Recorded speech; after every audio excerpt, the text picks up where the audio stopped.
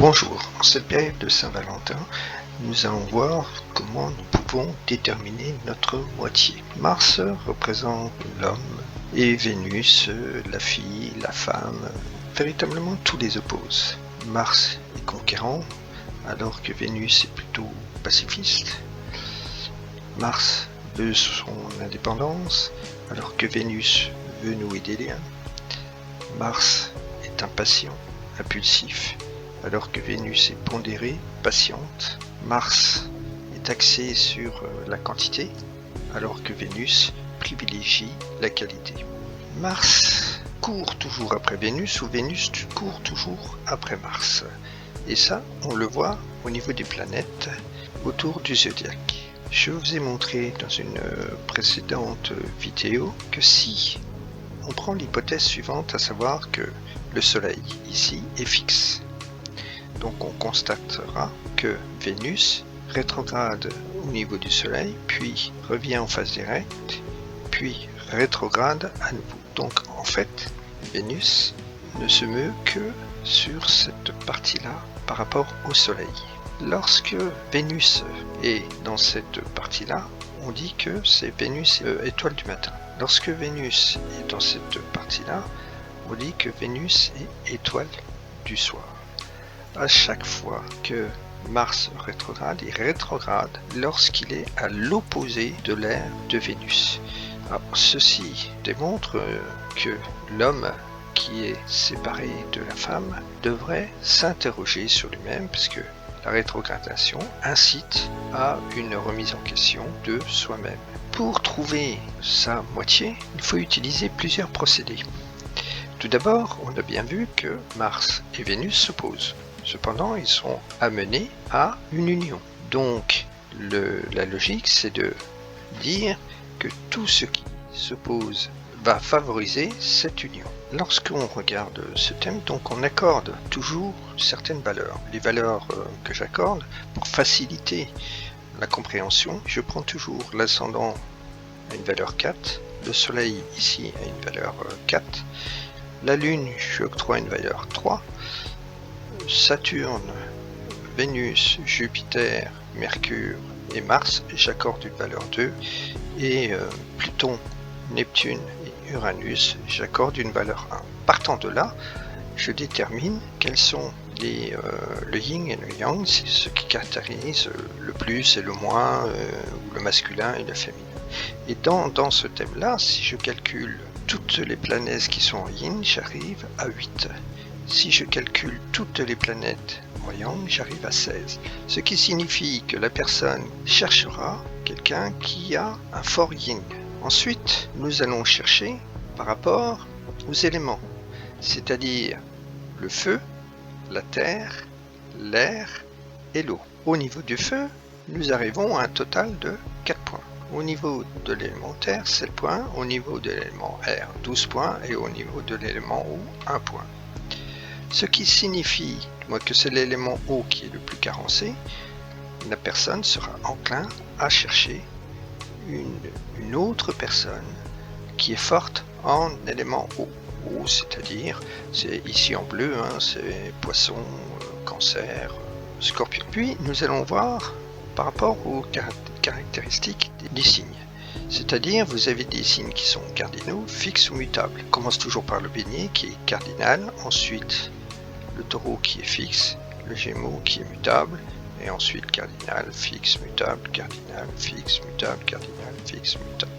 Et on additionne, pareil, on regarde les planètes, donc on voit qu'on arrive à un total de 4 au niveau des signes cardinaux, un total de 19 au niveau des signes fixes et un total de 1 au niveau des signes mutables.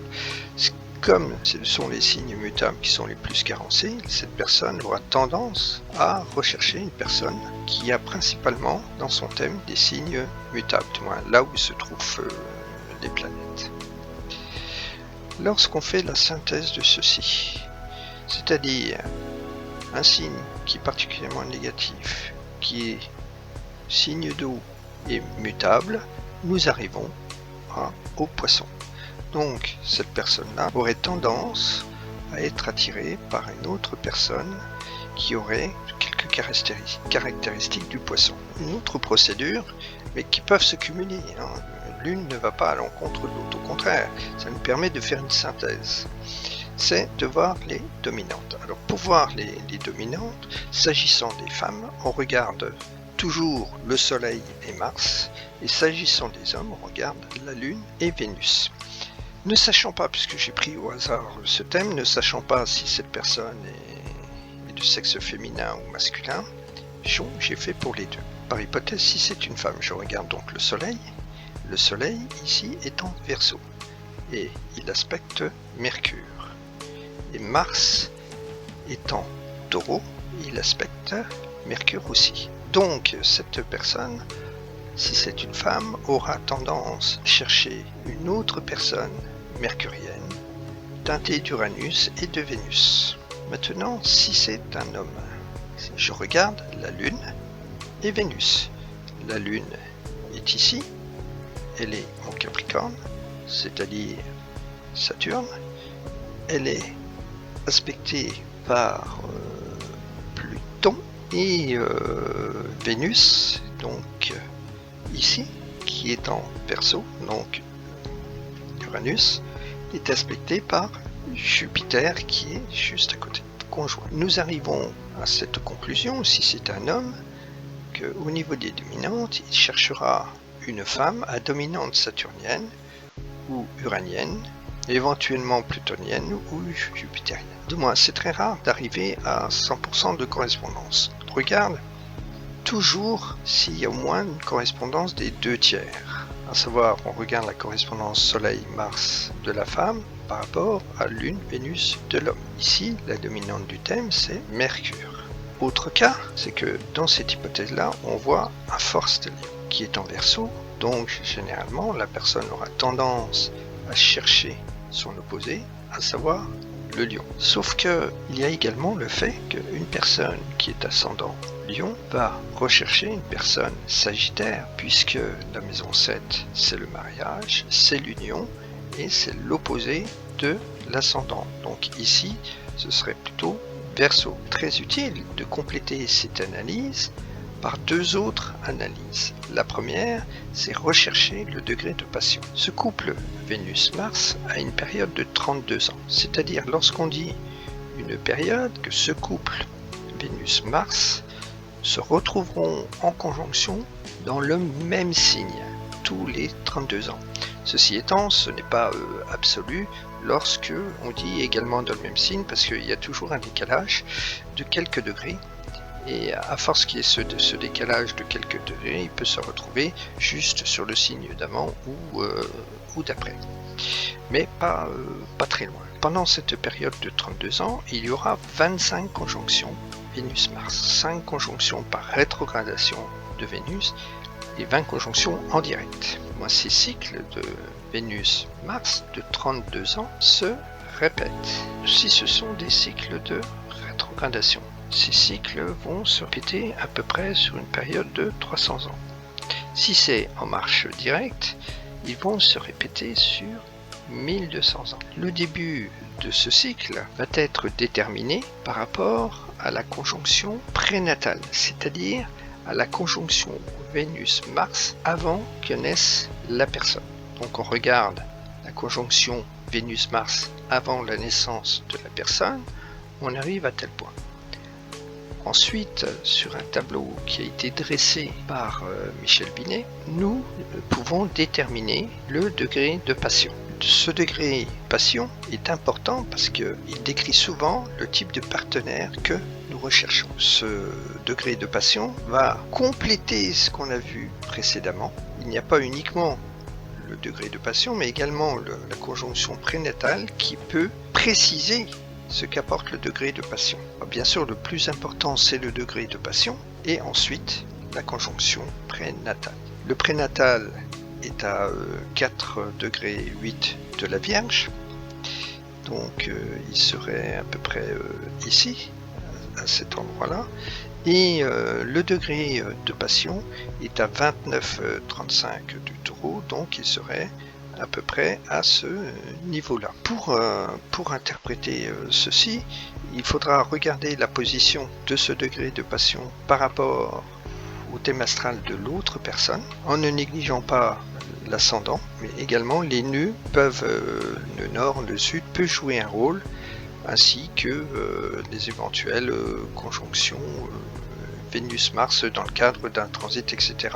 Mais là, j'y reviendrai également dans une prochaine vidéo. Le Sabian, où se trouve le degré de passion, va pouvoir également apporter quelques éclaircissements. Si on récapitule ceci, on arrive à ce que Madame serait attirée par un Vénusien type Taureau et Monsieur serait attiré par une personne uranienne.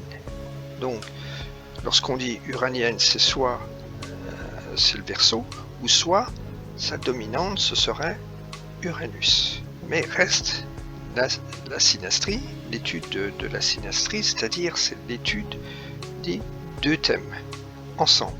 L'idéal, ce serait que le soleil de Madame se trouve sur la lune de Monsieur. L'inverse existe dans ces cas-là, ça veut dire que la lune de Monsieur se trouve sur le soleil de Madame.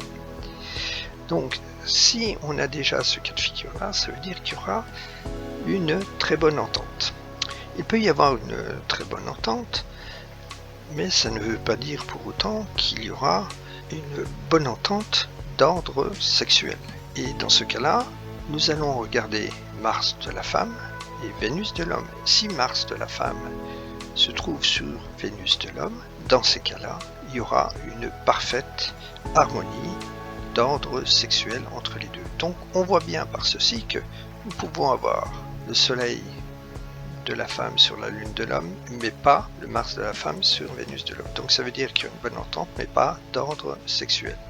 Inversement, il peut y avoir une bonne entente sexuelle, mais pas une bonne entente pour vivre continuellement avec cette personne. Nous pouvons également regarder, mais ça apportera des éclaircissements ou des précisions parce que ça a une moindre valeur, c'est-à-dire le soleil, le degré de la passion ou Mars de Madame sur la S, l'ascendant, ou le stellium de l'homme, dans la mesure où il y a un stellium.